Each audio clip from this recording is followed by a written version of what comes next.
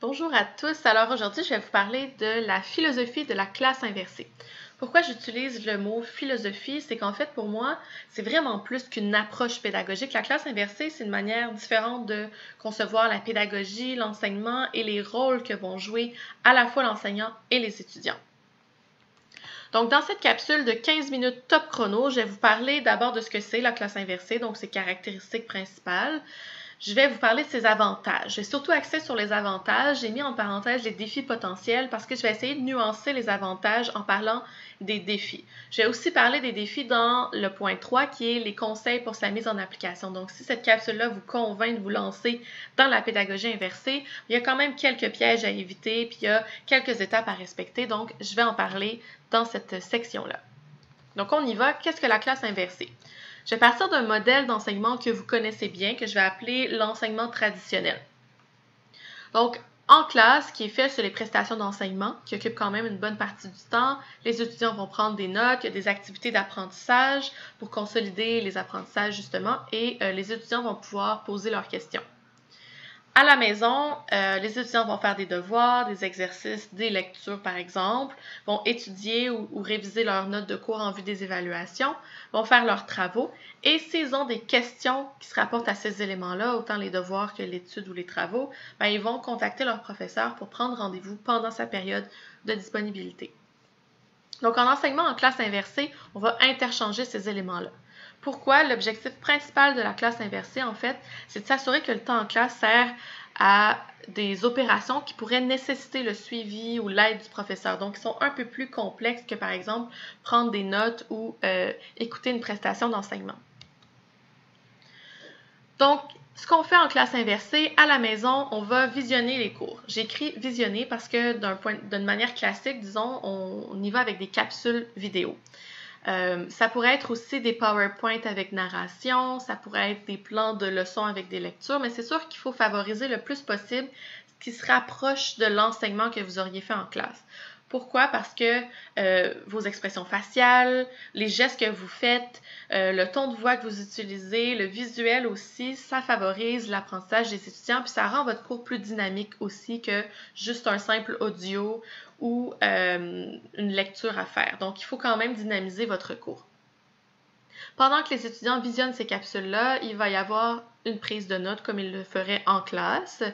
Ils vont faire des exercices et des lectures. C'est sûr que là, il faut réduire la quantité d'exercices et de lectures pour éviter la surcharge chez les étudiants. Ils ont déjà visionné les capsules à la maison. Donc, on va s'en tenir à des exercices tout simples, faciles, juste pour valider leur compréhension de base.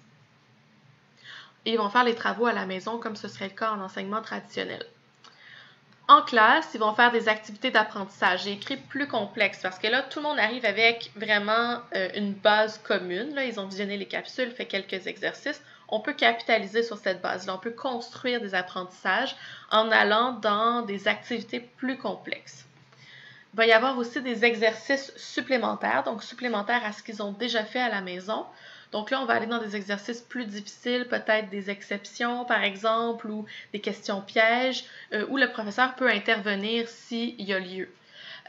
Ces exercices-là peuvent être faits individuellement en classe, ils peuvent être faits en équipe pour favoriser la coopération, mais ils peuvent être faits aussi en grand groupe. Il y a des périodes de questions, donc c'est sûr qu'il faut prévoir un moment où les étudiants vont pouvoir poser leurs questions. Dans un enseignement traditionnel, ils peuvent les poser au fur et à mesure que le cours avance. Ici, en classe inversée, les étudiants vont visionner les capsules à la maison et ils n'ont pas accès sur le champ à leur professeur pour poser leurs questions. Donc, ils vont devoir les noter sur une feuille, puis après ça, les poser en classe. Ça permet à l'enseignant aussi d'avoir une rétroaction sur la compréhension de ses étudiants. Donc, s'il voit que vraiment il y a beaucoup de questions sur un aspect précis, ben, il va pouvoir peut-être le réexpliquer ou prendre le temps d'approfondir cet aspect-là. Justement, la dernière partie du temps en classe sert à des périodes d'approfondissement. Essentiellement, c'est des petites périodes d'enseignement magistral. Ça va être, par exemple, pour du contenu qui est très, très complexe, que le professeur préfère enseigner dans un mode plus traditionnel ou répéter dans un mode plus traditionnel. Ça peut être aussi du contenu qui est trop difficile à expliquer dans une capsule vidéo ou qui se prête mal à une capsule vidéo. Et ça peut être aussi des contenus de cours moins bien compris par les étudiants. C'est sûr que pour pouvoir prévoir ça, il faut mettre en place des mécanismes pour évaluer la compréhension des étudiants. Je vais en parler tout à l'heure, mais ça pourrait être, par exemple, des quiz que vous faites faire tout de suite après le visionnement des vidéos. Donc, vous voyez qu'on interchange, il y a vraiment un effet miroir. Pour vous faire un portrait de la répartition du temps en classe, là, je vous ai présenté un graphique à bande. En fait, ici, je sais que ça varie vraiment beaucoup la répartition du temps selon l'enseignant, selon la discipline et même selon le cours qu'on enseigne. C'est vraiment plus pour vous donner un ordre de grandeur. Donc, en bleu, vous avez l'enseignement traditionnel. En gris, l'enseignement en classe inversée. Donc, j'ai divisé en 3 catégories. Enseignement magistral, activité d'apprentissage dans lequel j'inclus des exercices et les périodes de questions. Pour l'enseignement traditionnel, on voit, j'ai écrit 75%, ça pourrait être plus, ça pourrait être moins selon le professeur. Quand même, occupe 75% du temps, c'est une bonne partie du temps en classe. Les activités d'apprentissage, pour leur part, c'est 20%, donc quand même pas la majorité, et un peu de questions, période de questions. En enseignement en classe inversée, l'enseignement magistral, j'ai mis 15%, ça pourrait être beaucoup moins. En fait, essentiellement, c'est les périodes d'approfondissement. Donc, ça va dépendre, ça va changer beaucoup d'une séance à l'autre. Les activités d'apprentissage, c'est 65%, ça pourrait être beaucoup plus que ça même. C'est vraiment l'essentiel du cours qui sert à approfondir, consolider les apprentissages. Et il y a quand même une partie considérable du cours qui sert à répondre aux questions. Donc, je suis consciente là, que ça varie beaucoup encore une fois, mais au moins vous avez un portrait qui vous présente les différences fondamentales entre les deux types d'approches. Donc, maintenant que vous connaissez ce que c'est la classe inversée, on va parler de ses avantages. Pourquoi l'utiliser? J'ai divisé les avantages en 2 catégories. La première, c'est les séances de cours en mode asynchrone. Donc, le fait de donner aux étudiants la matière à visionner à la maison plutôt que de la présenter en synchrone en classe. Donc, le premier avantage, c'est que l'apprentissage respecte le rythme et l'horaire de chacun. On sait qu'il y a certaines personnes qui sont plus efficaces le matin, d'autres qui sont plus efficaces le soir. Il y en a certains qui vont très, très rapidement, d'autres qui sont plutôt lents. Donc, en enseignement traditionnel, le rythme et l'horaire est imposé, est uniforme pour chaque étudiant, alors qu'ici, vraiment, chaque étudiant peut y aller à son rythme et selon l'horaire qui lui convient. Donc, ça répond plus à leurs besoins. La prise de notes aussi va être facilitée pour les étudiants. En classe, si l'étudiant a manqué une phrase, il a manqué la phrase. Alors que dans une capsule vidéo, il peut revenir en arrière, revisionner une partie qui a manqué. Par contre, il y a un effet pervers à ça, c'est qu'il y a beaucoup d'étudiants qui vont avoir comme réflexe de prendre tout en note. 100% de ce qui est dit, en fait, ils vont prendre le verbatim de la capsule vidéo en note. Et ça, c'est pas efficace pour leur apprentissage parce qu'ils n'ont pas d'opération cognitive, c'est vraiment de la retranscription finalement. Et ça, c'est pas efficace. Donc, il faut les guider dans la prise de notes. Il faut identifier les éléments qui sont les plus importants. Vous pourriez faire un gabarit de prise de notes, des notes trouées, par exemple, même si c'est discutable d'un point de vue pédagogique. Vous pourriez aussi tout simplement leur donner des questions à répondre lorsqu'ils visionnent les capsules vidéo.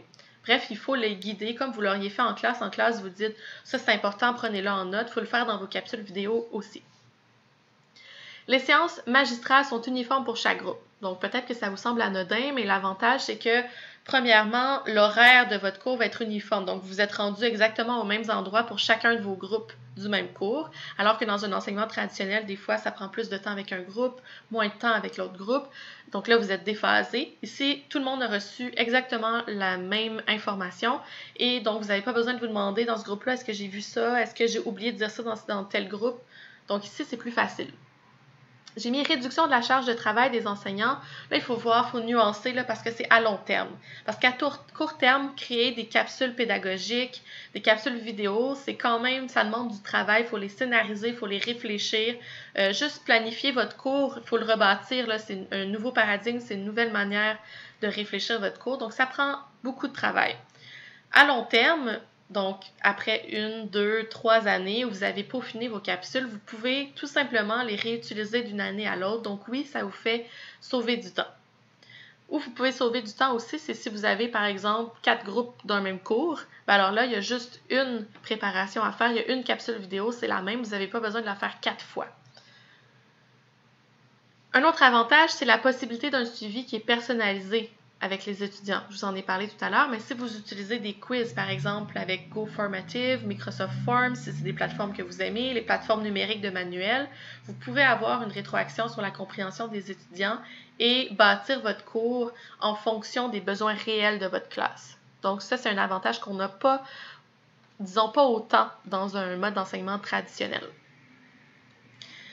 Les autres avantages de la classe inversée, c'est en ce qui a trait au temps en classe. J'en ai déjà parlé, on optimise vraiment le temps en classe pour des éléments plus complexes qui vont nécessiter l'aide ou le suivi de la part de l'enseignant. Ça permet aussi à l'étudiant de développer son sens de l'autonomie. Donc, c'est une des visées de la formation collégiale que de développer ce sens de l'autonomie chez les étudiants. Par contre, il faut faire attention, il n'y a pas tout le monde qui a développé autant son sens de l'autonomie au collégial. Donc, il faut accompagner les étudiants, il faut une période de transition, je vais y revenir tout à l'heure, mais il faut les guider, il ne faut pas les laisser tomber là-dedans. Et c'est sûr que là, ils deviennent soudainement les capitaines de leurs apprentissages. Vous jouez un rôle de guide plutôt, alors qu'avant, c'était dans une approche plus traditionnelle, c'est vraiment l'enseignant qui est maître de l'apprentissage. Ça favorise les interactions, la coopération entre les étudiants. Vous faites beaucoup d'activités d'apprentissage, vous pouvez faire des activités en équipe. Donc, évidemment, ça favorise la coopération. Puis ça, c'est un facteur qui est quand même important sur la réussite des étudiants. En même temps, ça favorise aussi le développement d'une bonne relation pédagogique entre vous et vos étudiants parce que vous circulez, vous discutez avec eux, vous répondez à leurs questions. Donc, vous parlez beaucoup plus avec eux que dans un enseignement plus magistral, même s'il y a de l'interaction, elles sont plus limitées. Ça permet d'organiser des activités d'apprentissage de grande envergure, stimulantes, motivantes. Donc, vous avez sans doute entendu parler des activités de simulation, des études de cas, des tâches authentiques de manière générale.